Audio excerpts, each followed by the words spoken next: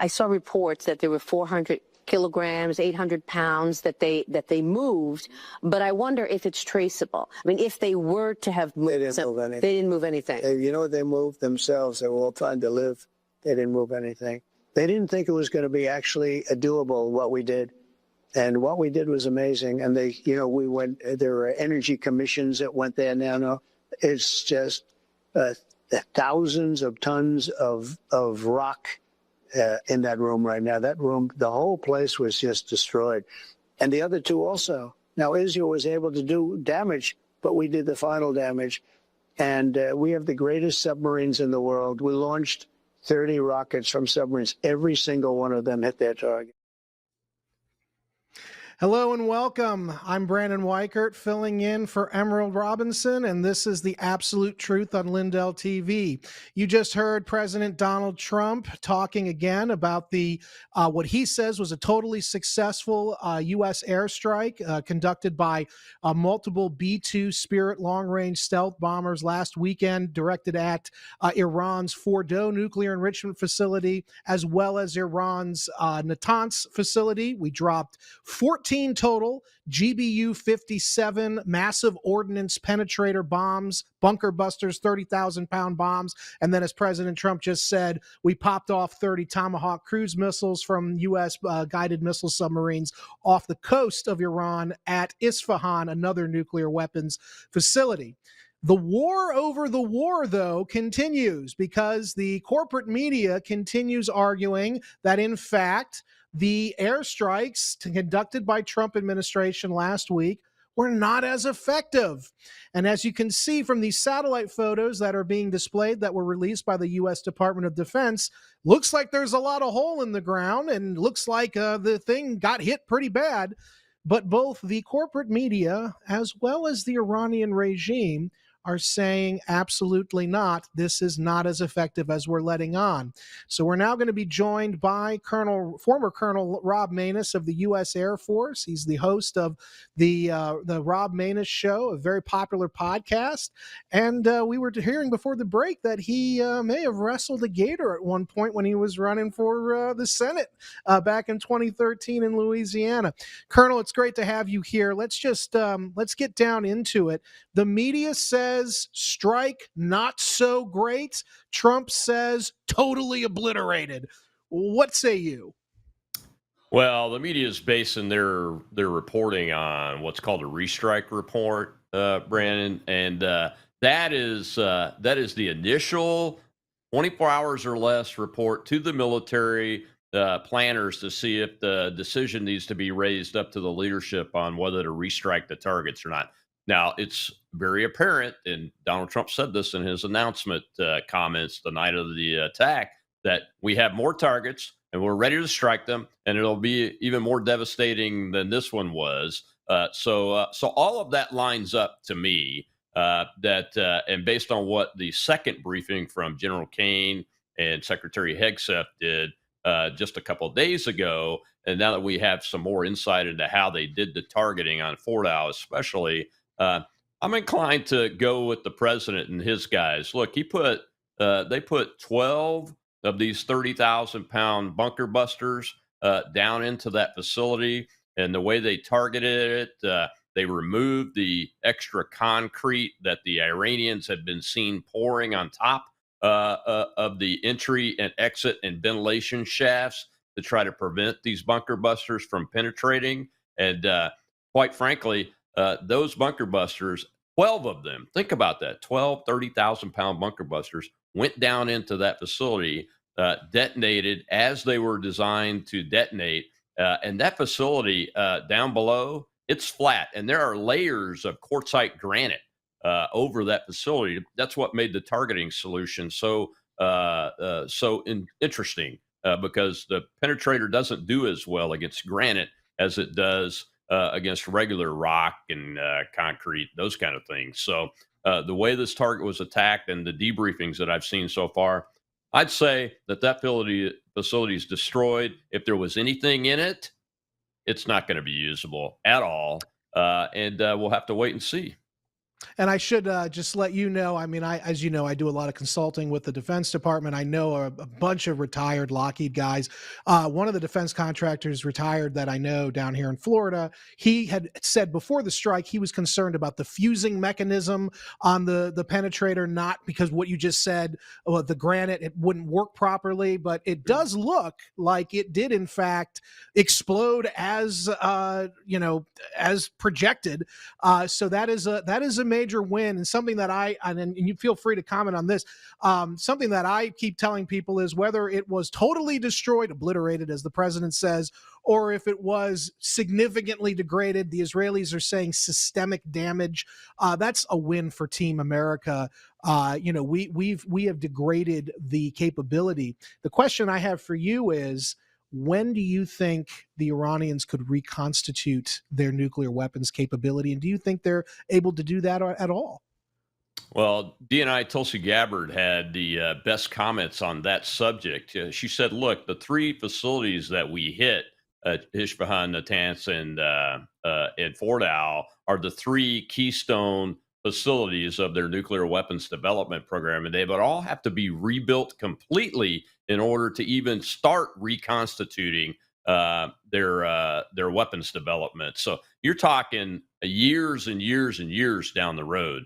And we haven't even started talking about if the highly enriched uranium was still down there, as the president has said his intelligence indicated. Then I don't have anything I could rebut that with, to be honest with you. Then that stuff is lost. It's completely lost, because it will take them years and years and years to get down to it. Some of those facilities are said to be 800 or 900 meters deep. That's a half a mile. So it's going to be incredibly difficult for them to excavate it. There are indications of open source satellite imagery that shows they are in excavation mode already, at least on Fordow. But like I said, and like Gabbard said, years and years and years. They have to totally rebuild those three facilities in order to even start looking at getting centrifuges and mining and materials and start to work again. So just to be clear, we saw last week or last Friday, there was quite a spat between Secretary of Defense Hegseth and his former colleague, Jennifer Griffin, the Fox News Pentagon reporter, when she brought up the possibility that there were these trucks that appeared 48 hours before we struck Fordow and Natanz, for example. And the concern was that perhaps the Iranians were moving more than just personnel, that they might have been moving the highly enriched uranium, HEU, out of these facilities. You don't buy that. You don't think that they were able to do that, or what's your take on that? They would have had to have had a lot more trucks than what we saw in the imagery, and it appears that those trucks may have been pouring that special concrete the Iranians have had their universities trying to develop to cover those caps that Secretary Hegseth and General Kane said we knocked off, and then sent the rest of the penetrators down into the facility. And let's talk about the fusing for a second. Yeah. The fusing is new. It's called a void fuse. So the weapons need to get all the way down into the facility. So they do what's called a double tap. So they use two to knock the caps off that were covered, and then one to penetrate down through the rest of it to start a hole, and then the rest just followed that one in two different locations. So that's what the interesting part of the targeting solution was to defeat the potential granite there. And you can never be 100% sure where the granite is, what level it's at, and those kind of things. So you have to do that. And we always over bomb, always. So we put a little extra on. And when I say we, I'm talking about the commanders and the targeteers and the weapons officers. We always put a little extra on when we're going after a target like that. And just to make sure, I'm convinced that the reporting on the side of the government appears to be 100% true at this point. And there hasn't been any detection of any radioactive plumes and those kind of things, which leads me to believe that facility at Fordow, especially where the 400 kilograms were suspected to be, was completely flattened with very little leakage. Very interesting. Little leakage. So if we could, guys, if we could play clip number 6, it's a 13-second clip of the president answering the question of restrike. Can we play that real quick? If the intelligence reports conclude that Iran can enrich uranium to a level that concerns you, would you consider bombing the country again? Without question, absolutely. And have you had any? So that's the president, I believe, on Thursday or Friday of last week, answering the question of, hey, if they do restart the program, we'll hit them again. But if we can just pull up clip number 7, it's an article I wrote over the weekend. We had 20 GBU-57s to begin with. We launched 14. Simple arithmetic would tell us there are only 6 left in our arsenal. Colonel, is that enough if we have to go in again? Are those enough of the 30,000-pound bombs, or are we going to have to do something else here?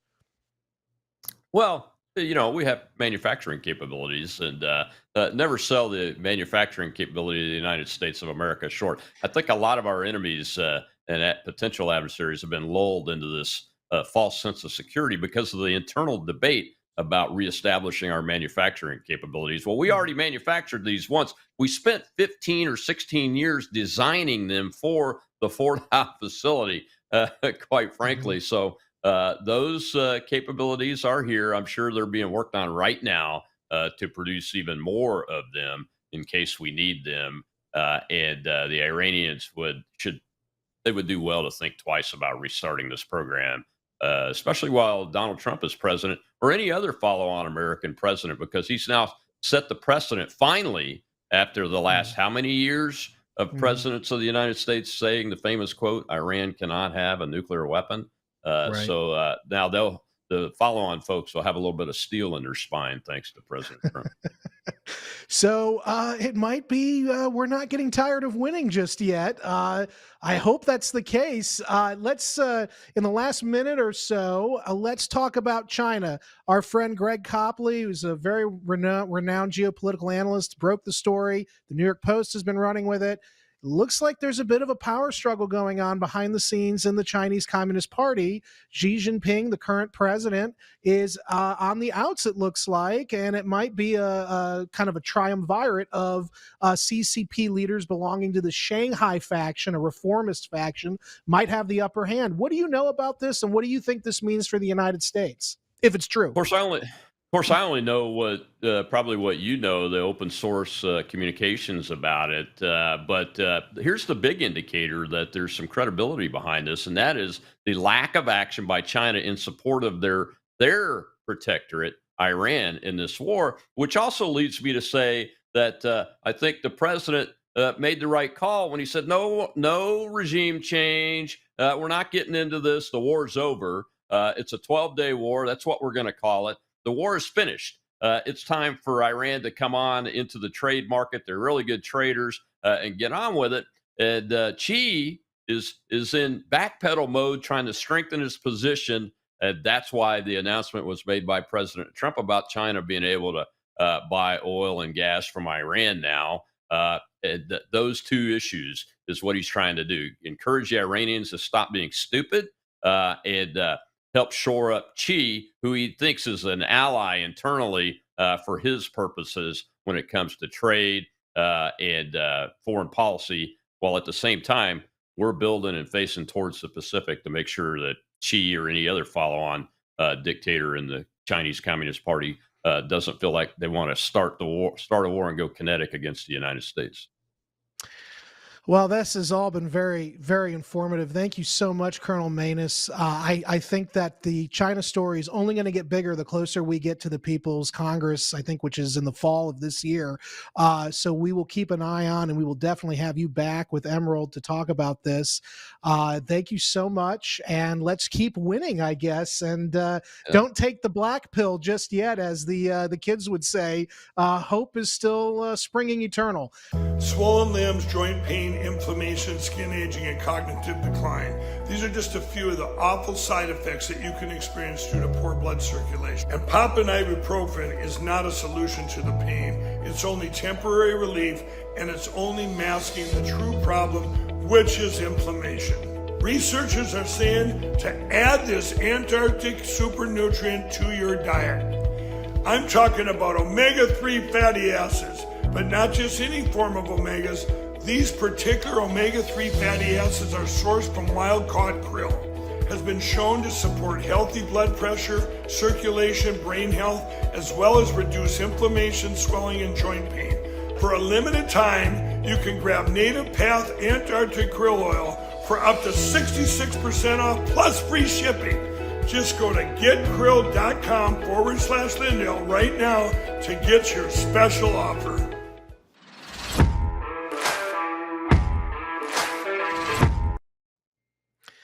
Now we're moving on to the domestic front, which in many respects is the more important front. No longer talking about war. It looks like the big, beautiful bill is moving through our labyrinthine Congress. The Senate has voted 51-49 to pass their version of the big, beautiful bill. But there's some poison pills, it seems like, within the BBB and the Senate side. As you can see here, our next guest is going to be talking about this. U.S. has slashed the remittance tax for non-resident immigrants from 3.5% to 1%. If you remember, one of the biggest issues in the last decade or so has been the issue of immigrants, illegals as well, all immigrants sending money back to their home countries. They work here, they send their money back for their family in their home country. We don't really tax it. It's something, it's over $800 billion is one figure that was bandied about from 2023. $800 billion a year is sent out of the United States, minimally taxed, going to these foreign countries. If we pull up clip number 2, it's very interesting here. You'll see that actually one of the biggest beneficiaries is not actually Mexico, it's India through legal immigration. And it looks like the Indians actually tax remittances coming in, coming out of their country. They tax at 20%. We're not really taxing our remittances going out of the United States at all. This is an unfair balance. This is an unfair deal. If you pull up clip number 3, you can see the chart here. Remittances are a very important deal. So why, pray tell, is the Senate Majority Leader, John Thune, in the United States Senate, why is he gutting what is a signature component of President Trump's bill, which is we want to make money off of the immigrants who are here? Why not? Other countries do it. Why are we cutting those remittance taxes down? Joining us now, our next guest is Kevin Lynn, and he's here joining us to talk about this and the big, beautiful bill. Maybe it's not so beautiful. I don't know. It's great to meet you, Kevin. Thanks for coming on and talking about this. Brandon, real pleasure to be here today with you. Always a pleasure to be on the show. Yes, why? Thune is particularly concerning here because in 2009, I believe it was, the state of Oklahoma actually did pass a remittance tax of $5 for transactions under $500 and 1% for over $500. And that's led to roughly $13 million a year rolling into the state's coffers. Now, you really got to give a shout out and a round of applause to Congressman Andy Biggs, because he was the one who pushed this issue in the House bill. And he started at 5%. And that got whittled down to 3.5% before it made its journey over to the Senate. And now it's at 1%. And the reason why this is a big deal, Brandon, is, economists on a macro scale love to talk about the velocity of money and transactions and how important it is. Well, for every dollar, let's say let's say you wanted to stimulate the economy, for every dollar that you put into the economy, roughly $1.50 to $3 ends up being cycled around the economy. The velocity of money increases. It's a net plus. The problem is when you take the money out of the system, the way remittances do. And right now, the top 3 countries that receive remittances from immigrants here in the U.S. are number 1, Mexico. It's about estimated 2024. We're still pulling together the 2024 stats, but $60 to $64 billion leaves our economy and goes to Mexico. And you had mentioned India, and with good reason. It's estimated that last year, anywhere from 25 to 32 billion dollars left the shores of this country and went directly to India. Now, I love the fact that you brought up the fact that India taxes remittances. Now, several years ago, it was de minimis, the amount that they taxed, but they recently upped it to 20%. Why? Because that's a huge economic driver. In total, from all over the world, India receives anywhere from 129 to 132 billion dollars a year in remittances.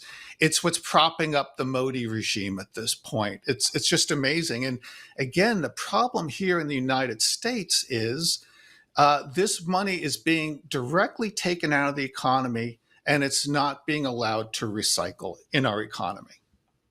Yeah, and I'm a former congressional staffer, and so I remember the budgets and having to do that every year. And and I still have contacts over on both sides in the House and the Senate. And I thought it was interesting. I received an email this weekend about this very issue, and they had told me, this individual, that actually it was the Indians. There were a bunch of lobbying groups representing Indian interests who put a lot of pressure on, particularly the Senate Republicans, to get this lowered.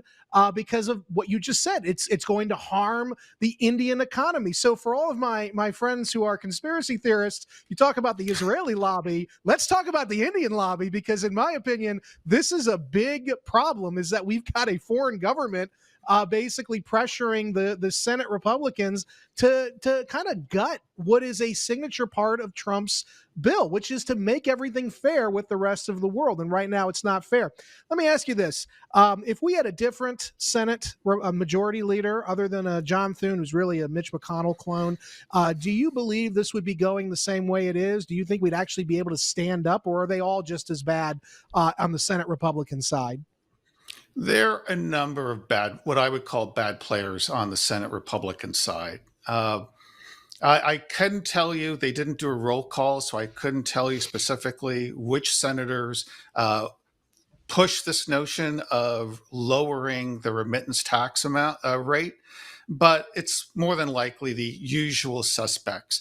And the problem is, as you had mentioned, there are very, very strong Indian lobbying efforts at foot right now. You have players like NASSCOM. You have Silicon Valley. Because what it does is, if they can keep the remittance rate low, it encourages more migration here to the U.S. because ultimately it makes it more profitable. It allows them to send more money back to their families, which is a big impetus. Let's talk about India, for instance. Every year, India graduates roughly 1 million engineers, half of whom they cannot employ. And a lot of it is they're simply incompetent. So what do? They have to send them overseas. And this diaspora really has two benefits for India. And let's talk about that. I'm going to read a quote. And this was an article in The Economist, and it was titled, "Narendra Modi's Secret Weapon, India's Diaspora." And it says, and I quote, "Mr. Modi and his BJP are acutely aware of this. Their election manifesto in 2014 called the diaspora a vast reservoir of articulate and national interests and affairs globally that would be harnessed for strengthening brand India. The next year, the party's general secretary said the BJP saw the diaspora as India's voice abroad, to quote, again, the way the Jewish community looks out for Israel's interests in the United States," unquote. So that's what we're dealing with at this point, Brandon. A very, very strong foreign lobbying effort that actually harms Americans. Our group, U.S. Tech Workers, that we founded back in 2018, has really spent a lot of time and effort, not just discussing and pointing out how this is hurting workers, but we actually have been pushing back. For instance, in August 2020, during the first Trump administration, President Trump weighed in and saved 200 Tennessee Valley Authority union jobs from being outsourced to Indian H-1B visa dependent companies. And this was a big deal. Unfortunately, many of the reforms that the president instituted in the last 6 months of his presidency, his first term, weren't allowed to come to fruition under the Biden administration. So we're pretty much back to square one there. But if there is a solution, Brandon, it's this. Everyone right now, call your senators, get on the phone, talk to them, tell them how this bill, how having a remittance tax in this piece of legislation will help their communities. It'll allow their communities to have more money at the state, local, and federal levels, and also help reduce their state, local, and federal deficits. Also, we have primaries coming up. It's time to get candidates that are truly putting Americans first, and they are out there. And we're seeing now some of the what would you call them? Rhinos, folks like Tillis, Cornyn. Tillis announced he wasn't going to run for another term. That's coming up shortly. Cornyn is facing a significant challenge by Paxton in Texas. Andy Biggs, God bless him again for pushing this in the House, but he's going to run off and become governor of Arizona. Yeah. So well, we got to get to work on this. We do, and I really appreciate you highlighting this. This is a story I've been tracking for over a decade, the remittance issue. It really is an America First policy initiative. We need to stay on this. And the president, I hope he'll see this segment. I know he watches us. I hope the president realizes that Kevin Lynn has got it right. And we need to start really getting tough on the rest of the world, even our friends, and the Indians are our friends geopolitically, but we cannot be the world's suckers anymore. And the remittances are the biggest issue, one of the biggest issues that makes us a sucker. So thank you so much, Kevin, for coming on. With everybody talking about making America healthy again, I thought today'd be a great day to talk to all my fellow patriots about the importance of making your homes healthy again. Well, we have proudly partnered with airwaterhealing.com and their revolutionary whole home air purification system. The V3 from Air Water Healing does 3,000 square feet of purification. It eliminates dust, mold, viruses, and odors. But here's the part I love. They require no filters to ever be changed and virtually no maintenance. Whether you suffer from asthma, allergies, seasonal bronchitis, or just want to protect your family from the flu or even greater threats, don't wait to get your V3 from airwaterhealing.com today. Use code Lindell for 20% off in savings and free shipping. That's promo code Lindell at airwaterhealing.com.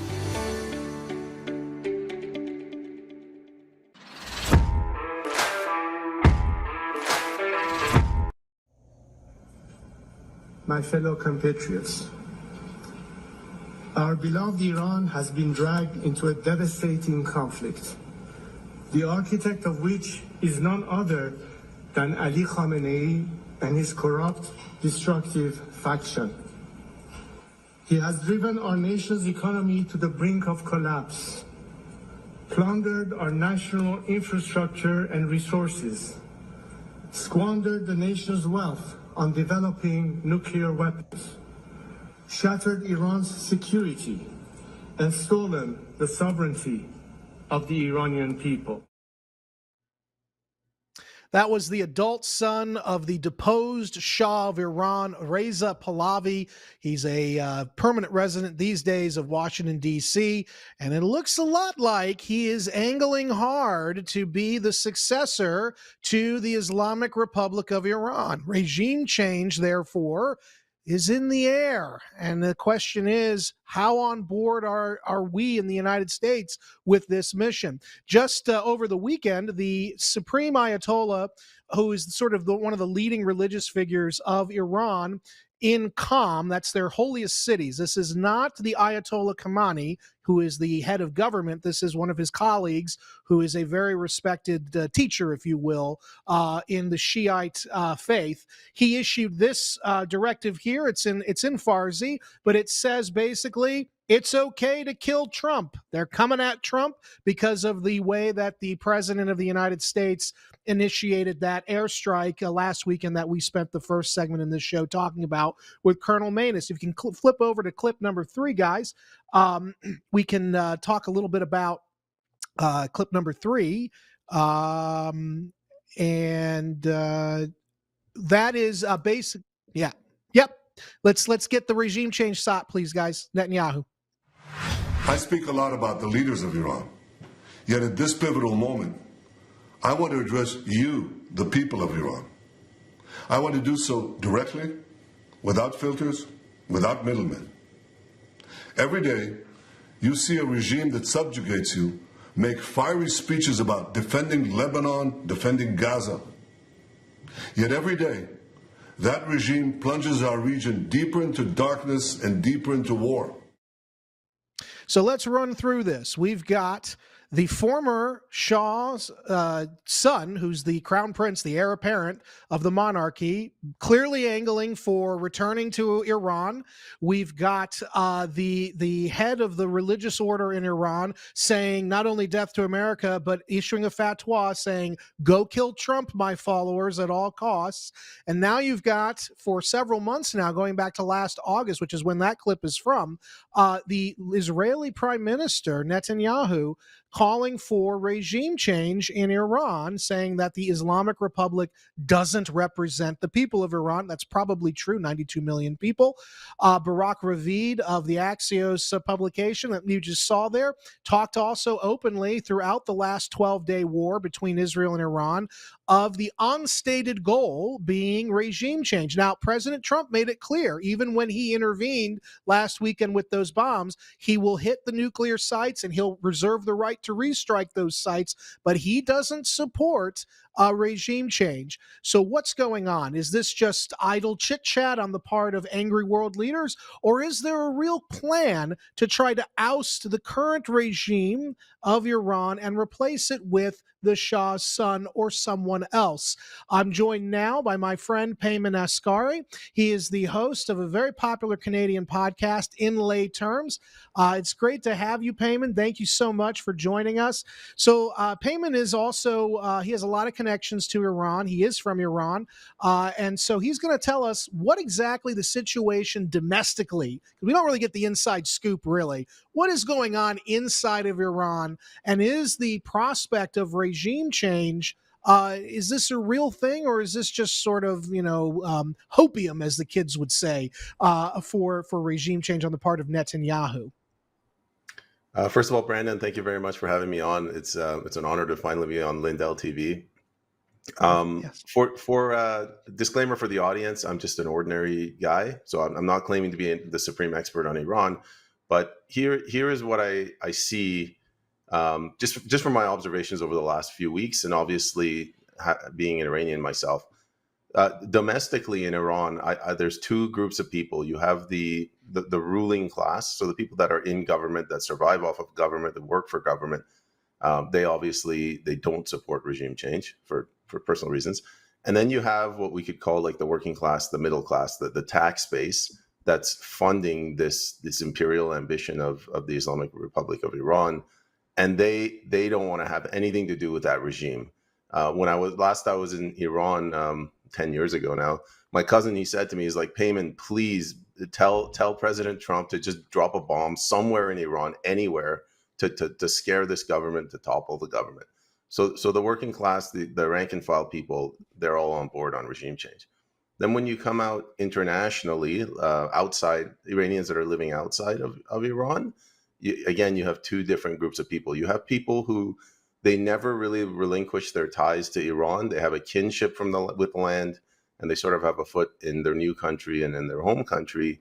And they wholeheartedly support this regime change because they see their loved ones suffering under the inflation caused by this Islamic Republic. And the reason they call it a regime is they see it as an outside force that's come in and conquered their country. Sort of like how the Soviet Union, you could say, conquered Russia, or how China right now is suppressing the different groups of people living in China, communist China is. And then there's another group, which I fall into, is the people that came here. We made the decision to assimilate fully, and we don't really have much to do with Iran anymore. And we kind of look at it a little bit more objectively. Like, I'm in Canada right now. So how does regime change in Iran benefit Canada? What are the benefits? Not really that much. My Iranian friends in Iran aren't going to like me saying this. But what are the risks? Well, if we cause another humanitarian crisis, you might get 1 million Iranian refugees coming to Canada. So that's my sort of breakdown of what's going on. So, and there's also the issue of having worked in national security throughout my career. The Middle East has a funny way of hitting you when you least expect it. Right? We went into Iraq, we toppled Saddam, we did the regime change in a record time, but ultimately they got regime change, but it wasn't the democracy we wanted. And it looks like that is always a possibility here. As the Bloomberg piece I had pulled up, here we go. This isn't the Iranian regime change you're looking for. Nice play on Star Wars there, by the way, at Bloomberg. The claim is that during the war, an Iranian shura was created, a war council, if you will, of all the surviving Iranian Revolutionary Guards Corps commanders. Remember, the Israelis had gone in and killed a bunch at the beginning of the war. They eventually were able to pull new leaders, younger leaders from the IRGC, elevated them. Khamenei basically gave them direct control while he went to a bunker. And so is it possible, Payman, that regime change has already quietly happened in Iran, but it has happened in classic Middle East fashion, not the way we thought it was going to? It's actually giving more hardliners, a military junta, basically, control. And this will likely, maybe not, I don't know, maybe you can tell us, this will make things worse, not better. What say you? Yeah, you bring up a good point. Again, I'm stressing I'm not the expert on Iranian history, but just going based on observation, I think regime change has already sort of happened. You and I talked about this last time we did a podcast together. Like the IRGC, the Islamic Revolutionary Guard Corps, they basically taken over. This isn't the old supreme leader that had an iron grip on power. So now the IRGC is running it's honestly running like BlackRock in the US, where they control every industry, but they also control the levers of power in Iran. So that's already happened. Now, whether they're taking out they took out the military class, whatever, in Iran, and they replaced them, whether they're more hardline, it depends what you mean by hardline. They might be more hardline in their imperial ambitions in the region now. They're like, all right, we have Israel and we have Turkey. We want to get as many pieces on the chessboard comparative to them. So they might have military aspirations. I don't think they really have Islamic aspirations anymore. The Islamic Revolution, it came in 79, and you got these like religious fanatics they're basically interpreting the religious text, the Quran, to the letter of the text, and nothing really worked. But the way revolutions work is it's impossible to stop it once it gains momentum. But I think they've basically given up on that. And where I'll land my plane, whether it's neoliberal Obama through something like JCPOA or neoconservative Republican through like George Bush, regime change has always been the intention to bring Iran under, the Western banking system to give access to their markets and to their resources. And I just think that's inevitable at this point. The Islamic veneer has been stripped away, and I think either through the IRGC or through their oligarchs, they'll find some way to integrate them into the West. So it looks to me like what you believe is no matter what, they're going to be absorbed into the West. Does that mean then they're not going to be as close to Russia or China, or are they going to kind of be this middle player, do you think, bouncing between the two sides? Well, I mean, in a perfect world, from a Western perspective, they should be in our orbit. But given how our leaders have completely mismanaged everything, including the Ukraine war and this failed attack on Iran, Russia's got a lot of leverage here. So I don't want to walk back what I said, but you have this. So you have external pressure. These people are trying to parachute Pahlavi, this crown prince, in. You have Israel attacking Iran. You have sanctions, and then you have internal pressure. I think it's like 40% inflation internally. The people are upset. They're willing to take anything at this point. Like, you could put U.S. boots on the ground and you could dismantle the Iranian army. I think they'd be happy with that. On the other hand, Iran is a part of BRICS. Israel completely, they botched. It's not really Israel. This was a joint U.S.-Israeli operation, and if their intention was to bring about regime change, to bring Iran closer to the West, they failed miserably. So they have pushed it a little bit closer to Russia. I don't know what's going to happen to the Trump administration. I mean, the way they've managed this, the only way I see out of this is if you get a Democrat sort of neoliberal approach where you start dangling a whole bunch of carrots in Iran's face. Interesting. Well, this is going to be an ongoing story, Payman, and we're going to have you back, I think, pretty frequently. Thank you so much for coming on and sharing with us what's really going on. We don't really get a perspective like this.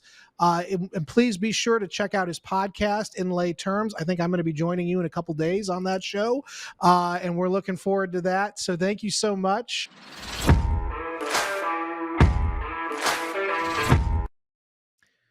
Welcome back to The Absolute Truth with Emerald Robinson. I'm Brandon Weichert, filling in for Emerald this week. Well, it's made its way through the Senate despite the opposition of two notable Republican leaders, one of whom, Tom Tillis, looks like he's not going to be a factor anymore in general because of the pressure he received from President Trump. He's out. He's announced he's going to be retiring this year. The Senate voted 51-49 to advance President Trump's big, beautiful bill. Clip 2, please. If we could look at the way that the Senate has arrayed itself, it looks like there's some big, beautiful things in this bill, but there's also some poison pills. One such thing that's been going back and forth between Republicans and the Democrats, President Trump says the big, beautiful bill over a decade will generate something like $4.9 trillion in revenue. And yet, if you go to clip 3, you'll see the headline, the CBO, Congressional Budget Office, says it's actually going to add $3.3 trillion to the U.S. debt because of those very popular Trump tax cuts. So what is it? Is this another example of the lying press, doing its thing? Or is there any truth to this? Is the big, beautiful bill not that beautiful? To help guide us through this kind of confusing time, we're joined by the great Ed Dowd, who's a friend of the show, and I'm very honored to see again. We met briefly 2 years ago at CPAC when I was a speaker there. But thank you for coming on, Ed, and guiding us through this period. Yeah, no problem. Look, my view on the big, beautiful bill is not what was promised during the campaign trail. There were talks about cuts and getting the deficit under control. The deficit, the debt ceiling is going to be raised another $5 trillion, and the idea is the deficit will shrink because there's a growth element here because of the tax cuts. That remains yet to be seen, and so it's a big gamble. Bessent and Trump have changed their tune from cutting to growing, and there's going to unfortunately be a recession in between then and now and then. That's our viewpoint. The other problem with this bill is the AI poison pill. They want the tech companies want 10 years of basically indemnity from lawsuits, and that's a problem. And that's currently being going back and forth in the Senate right now. So the bill hasn't been finalized yet, but it's a big gamble, and it's going to put pressure on interest rates over time. Our view on interest rates is they are going to come down because there's an economic slowdown coming.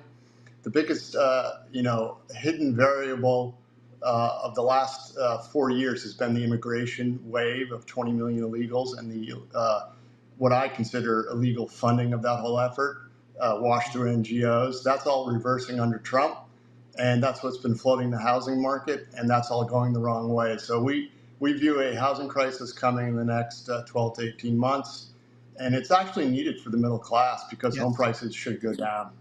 So, this is a big gamble. This is a big gamble, in my humble opinion.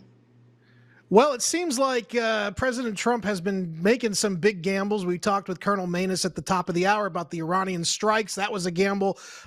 Whether it worked or not is a point of debate, but it does seem like this is sort of how things are going to be now, very uncertain. What is your opinion? Do you think it's going to be a steep recession, or do you think it's going to be a mild one that we're heading into? Well, the good news is the private consumer isn't as leveraged as they were during the 2008 crisis. So that's good. We're not calling for this to go to systemic and cause a banking crisis. So we have three scenarios: mild, normal recession, then deep. We think the deep one has a chance of clicking if the deportations are too fast, which we think is going to happen. But we don't think it's going to go systemic. We're more biased toward the deep recession, which is actually quite needed. It'll take home prices down quite a bit, and affordability will rise. The biggest problem right now is mortgage rates are too high, and we have a whole bunch of supply coming onto the market that's not going to be absorbed. And with the closing down of the border, the marginal renter was the illegal, and that's going the wrong way. New tenant rents have been coming down the last 2 quarters. New permitting for single-family homes peaked several years ago, like the 2007, 8, 9 crisis. It peaked in 2006. So we see all the indicators of a housing market that's struggling, and real home prices are already struggling. We think, when I say real, that's versus inflation. We think nominal home prices will start to come down fairly soon. They're already starting in certain sectors. And so people need to understand. Sorry, people need to understand. No, go ahead. Housing is a huge part of the consumption economy. Yeah. It's 20%. It's 25% of the consumption economy, which is 70% of GDP. It's 20% of the overall economy, and when that goes, that's going to take a lot of the economy down. And we're going to see new construction starts are rolling over. We're going to see probably a cessation of that. So we're going to see some knock-on effects and feedback loops from layoffs there. And just so the audience knows, the National Association of Realtors, in their most recent newsletter, they calculated that there's been a 10-year shortage of supply on the housing market by about 5.5 million homes. We're about short, I think, 5.5 or 5.6 million homes. So that should give you all an understanding of some of the issues that we're going through in the housing market. So could be a deep recession, not necessarily, though, a bad thing if it resets some of the table for the middle class. That kind of scares people, though, when they hear deep recession. But my next question, relatedly, is with the Trump tariffs. The president was at the White House press conference about a few days ago, and he said this. If you could roll clip number 4, please, about the tariffs.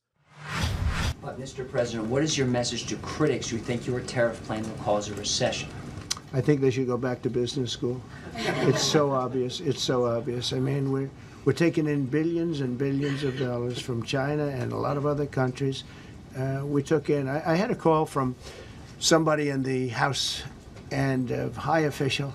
Sir, we have a problem. We don't know what to do. The books are a mess. I said, what do you mean by the books? The books, the money coming in. It's so terrible. I figured, oh boy, what's this? I don't like this question.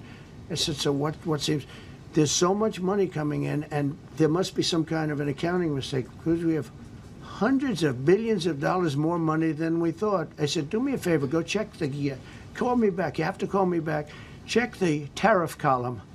He calls me back 2 hours later, says, you're right. We took in $88 billion in tariffs. Now, I used to teach economics once upon a time. I was always, tariffs can be good. If they're used right, they can be bad. It looks like Trump is taking a victory lap on this. $88 billion, though, that's good. That's not a lot of money when you consider the deficits we're running and the debt we have. Do you think that President Trump is actually going to prove everybody wrong about the tariffs, or do you think that this is not really that impressive. This maybe isn't going to lead to what he thinks. Well, tariffs it's a long-term play. And we need to realign the trade imbalances and the non-tariff barriers, which are a big problem. So long-term, his heart's in the right place. The execution of it is another thing. The problem with tariffs is they are a tax and they're deflationary. The Fed is saying they're inflationary. A lot of pundits are saying they're inflationary, but they're deflationary. So it's certainly not. I don't think it could alone they cause a recession. I think the demographic reversal of the incoming illegal aliens is the biggest factor. It's certainly not going to help. It's going to cause a margin squeeze on corporations, which will then lay off people, but it won't be the cause of the recession. Long term, a net good thing, but there's some short term pain in between. So we are looking at really a remaking of the world economic order. It's obvious that President Trump is willing to embrace some short-term pain. You're saying we could potentially be entering a deep recession. What does it look like on the other side of this? Why don't you walk me through some of the scenarios? I mean, is this going to rehabilitate, you think, the American economy, or is this going to just kind of make everything worse and kind of exacerbate America's decline that we've been trying to arrest for several years now? Short-term pain is not necessarily a bad thing. Asset prices come down, the middle class can participate. The tax cuts are probably needed for the middle class to continue the extension of those. And deregulation is a big part of the solution, which they've talked about. So long-term, and then, of course, over time, using the tariffs to get more investment into the country, where they, corporations break ground here for manufacturing jobs, long-term could help, but it's not going to happen overnight. So, because of the policies of the Biden administration, they really teed up the Trump administration for a problem economically. So what Trump's trying to do has long-term implications, which would be great. So I think there's hope on the other side, but you can't realign the world trade without some hiccups. Yeah, and that is certainly something that I personally have been tracking for a while now. Now, if we can, it's related, talk about a little bit about what's happening in China. I mentioned it with Colonel Manus. Our friend Greg Copley has been breaking the story, really. He's been all over it. The possibility, and now the New York Post, Gregory Slayton is running with it as well, another Greg. It looks like there's a power struggle going on inside of the Communist Party of China. Xi Jinping is very much on the outs. The rumor is that he actually might have already made a deal for his family's survival, that he will announce his resignation as president at the next People's Congress, which is this fall. And there's a sort of triumvirate of three people who are leading the move against him, representing the so-called Shanghai faction, which is more of a kind of reformist, pro-capitalist, still communist politically. Wang Yang is the head of this group. He's a former CCP official. What do you think is the likelihood that this change is underway? And if it is underway, how do you think it will impact not only Trump's trade deals with China, but also sort of the global economic outlook? Is it going to be better or is it going to be worse? Well, we've been looking at China recently. It's getting worse there. So if the speculation and rumors are true, it's due to their economic collapse. Their bond yields are showing a deflationary environment. The tariffs don't help. So China has got an economic problem. Their demographics peaked in 2020, and they've been having an ongoing real estate crisis, which is getting worse. So we see these rumors as indication that their economy is in peril and continues to be in peril. And when power blocks such as the Communist Party come under threat from their populace because they can't feed themselves, eventually they need to create a distraction. That distraction is war. That's why the Taiwan situation is a big deal. And I think that's going to come into play in the next year or two, as they needed a distraction to rally their populace around a boogeyman to blame.